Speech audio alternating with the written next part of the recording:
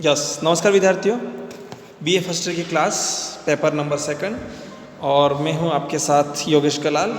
और आज जो हम टॉपिक पढ़ने वाले हैं मानव भूगोल में सेकंड पेपर है हमारा। जो हमें पिछली क्लासों में भौतिक भूगोल के बारे में हमने बहुत कुछ जानकारी प्राप्त की, और आज जो हम आपके सामने मैं टॉपिक लेके आया हूँ वो है नगरीय अधिवास। जैसा अगर इसी पेपर की बात करें, हमने पिछली क्लासों में आपको मैंने ग्रामीण अधिवास के बारे में पढ़ाया। ग्रामीण अधिवासों में कुछ स्थलाकृतियाँ बताई, स्थल रूप बताया किस प्रकार से क्या है। तो आज मैं जो आपको बताने वाला हूँ वो है नगरीय अधिवास। ठीक है, नगरीय अधिवास के बारे में बात करेंगे।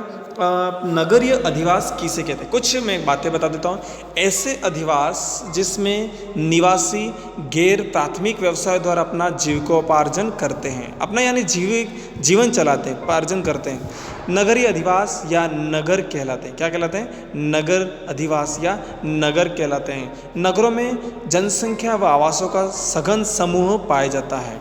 गांवों की तुलना में यहाँ के जो आवासीय क्षेत्र विस्तृत होते हैं। कैसे होते हैं? विस्तृत होते हैं।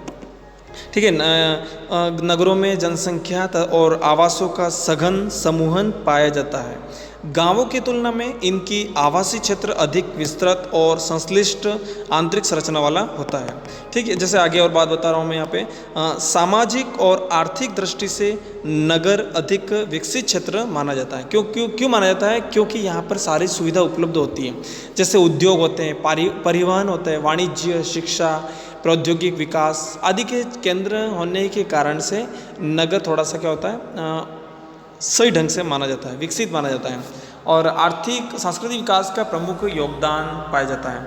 वास्तव में मानव सभ्यता का विकास नगरों के विकास से भली भांति जुड़ा हुआ है। इसलिए इस कथन में काफ़ी सत्यता है कि नगर उतने ही प्राचीन है जितनी मानव सभ्यता, और सभ्यता के प्रारंभिक काल से ही नगरों में रहने वाले लोगों के लिए अपने प्रयासों, शोधों और वैज्ञानिक चिंताओं में मानव की आर्थिक सामाजिक प्रगति को प्रभावित किया है। वर्तमान सदी का औद्योगिक एवं प्रौद्योगिक विकास नगरों से संबंध रहा है।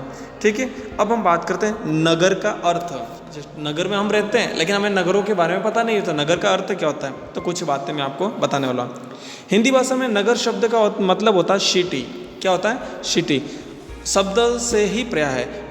यह शब्द जो है लैटिन भाषा का सिविटा शब्द से बना हुआ है। किससे बना है? सिविटा शब्द से बना है। इस शब्द का प्रयोग रोमन साम्राज्य के जो अधीन संगठन होते थे उन्होंने किया था, और बाद में इसका प्रयोग जो ईसाई का बिशप होता था उसमें किया जाने लगा।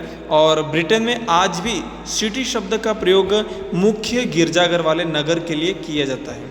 और फ्रेंच में सीटे, जर्मन में स्टार्ट, स्वीडिश का स्टेरन शब्द सटी का समानार्थी शब्द है। ये मतलब है नगर का अर्थ होता है। नगर का मतलब सिटी होता है, नगर का मतलब सारी सुविधा होती है। अब मैं कुछ परिभाषा भी आपको बताऊंगा नगर की। यहाँ पे हमारे सामने एक परिभाषा दी है एच वैगनर ने। वैगनर की यहाँ परिभाषा है, नगर वाणिज्य का संकेंद्रण बिंदु होता है। नगर क्या होता है? वाणिज्य का एक संकेंद्रण बिंदु होता है। एक और परिभाषा है, मैंने यहाँ पे हालांकि यहाँ पर लिखी नहीं है तो मैं बोल रहा हूँ, उसको ध्यान से सुन लेना। ये हमारे जर्मनी के एक भूगोलवेत्ता है फ्रेडरिक रैडजेल, उन्होंने दी ये परिभाषा। नगर को एक सतत और सघन निवासियों तथा आवासों का समूह बताया है जिसका विस्तृत क्षेत्र विस्तार हो, यहाँ वृहत व्यापारिक मार्गों का संगम हो। रैडजेल के अनुसार नगर के लोगों की जीविका वाणिज्य और उद्योग पर आधारित होती है। वहाँ आवासों की सघनता पाई जाती है। क्या होता है? सघनता पाई जाती है। ठीक है, ये परिभाषा थी, मैंने आपको बताई, फ्रेडरिक रैडजेल की थी। अब कुछ परिभाषा यहाँ पे मैंने लिखी हुई है आपकी स्क्रीन पर, वो है वॉन रिचथोफन। नगर एक संगठित समूह होता है। क्या होता है? एक संगठित समूह होता है जिसमें सामान्यतः कृषि क्रियाओं की बजाय यहाँ पे कृषि क्रिया कम होती है।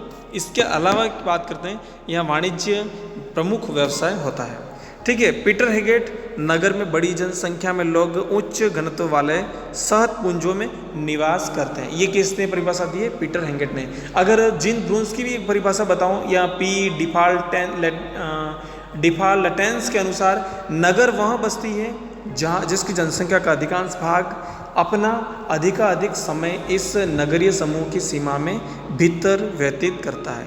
ठीक है, ये 3-4 परिभाषा मैंने आपको बताई नगर के बारे में। अब नगर का उद्भव कैसे हुआ है? तो विश्व में सबसे अति प्राचीन नगरीय का प्रमाण ईसा पूर्व 5000 से 3000 वर्षों के बीच दजला और फरात नदियों के मैदानों में क्षेत्र में मेसोपोटामिया के में पाया जाता था। ठीक है, जिसमें चिंतन, कला, लेखन, अभिलेखन, गणित, कैलेंडर, राजनीतिक, सामाजिक संगठन आदि कार्यों में फिर पता चला। और जैसे लोग आवश्यकता हेतु कृषि के अतिरिक्त धार्मिक एवं दार्शनिक जो बातें मैंने बताई वो सब जुड़ी हुई थी। ठीक है, कृषि उत्पादन में न केवल आशातीत वृद्धि हुई वरन परिवहन प्रणाली में विकास के कारण ऐसी संस्थाएं की उत्पत्ति हुई। ठीक है, ये नगरों का इस प्रकार से उद्भव हुआ। खाद्यान्न भंडार के लिए विनिमय, पुनर्जीवित में लग गए और नगरों में ऐसी विशिष्ट कार्यों से दूर दराज तक के व्यापार की सुविधा हुई और शुरुआत भी हुई और इसी प्रकार से यह क्षेत्रों में बढ़ने लगा। ठीक है, अब हम बात करेंगे नगरीय अधिवासों के प्रमुख तथ्य। ठीक है, नगर अधिवासियों में प्रमुख तत्व कौन से होते हैं, तथ्य कौन से होते हैं, इनको हम विस्तार पूर्वक भी बताएंगे, लेकिन कुछ एक साथ में हम बात करते हैं। नगरों की उद्भव एवं विकास के कारक। नंबर 1 नगरीय विकास की अवस्था है। नंबर 3 पर है विश्व में नगरों का विकास। चौथी बात है नगरीय प्रतिरूप। ठीक है, इसको मैं आपको विस्तार पूर्वक ध्यान से चित्र के आधार पर आपको समझाऊंगा। ठीक है, नगरों की उद्भव की बात करें तो विकास के कारक में कौन कौन से होते हैं। एक होता है भौतिक कारक, ये आपको ग्रामीण में भी पढ़ने मिला था।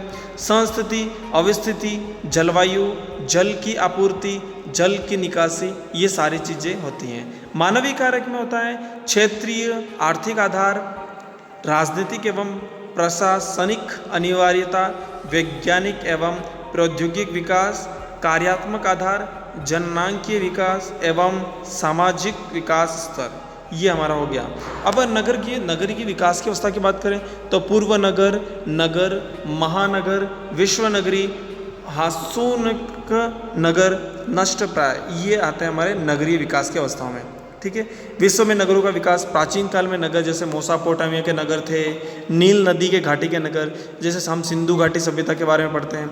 भूमध्य सागरीय क्षेत्र में चीन और भारत के नगर, प्राचीन यूनानी नगर, रोमन के प्राचीन नगर, एशिया के प्राचीन नगर। अगर मध्यकाल की बात करें तो मध्यकाल में थोड़ा सा हालांकि क्या अंधकार काल माना जाता है, ना तो इसमें कोई खोज हुई, ना कोई आविष्कार हुआ, न किसी प्रकार की कोई जानकारी मिलती है, इसलिए इसको क्या कहते हैं, अंधकार युग कहते हैं।